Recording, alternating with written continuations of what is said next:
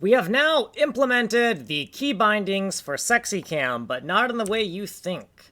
We got some monkey wrench macros here because I typed some things wrong for these binding constants for SexyCam.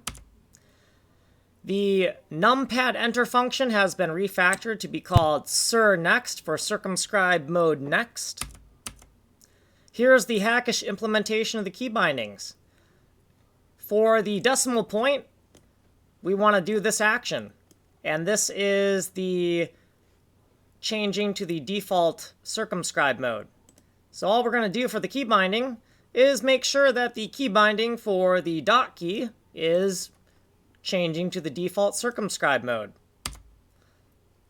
Here's the key binding for the zoom extents. We're just going to make sure that the number pad 0 is here, number pad 0 configuration should be zoom extents because we're calling zoom extents here. The number pad 1 through 9 should be configured to the number pad action. So the number pad action constant should match SexyCam.numberPad action. And then we're going to do the number pad action, which is the next extent code. The cirNext function, so here's the cirNext function being called.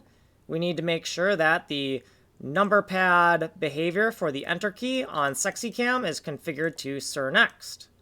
And oh my god, it's the number pad key. So you see what we're doing is that we are not actually making those bindings reconfigurable. We're just hard coding it and pretending that it's configurable. So here's what we did. So why did we do that? Well, because I like the layout right now, and unless we're rich and famous and a whole bunch of thousands of people are asking us for new key bindings, there's no fucking point wasting our time doing that. You've been on this playlist. You can get the source code here. You can email me here. This has been video 137, Zoom Extents Part 3.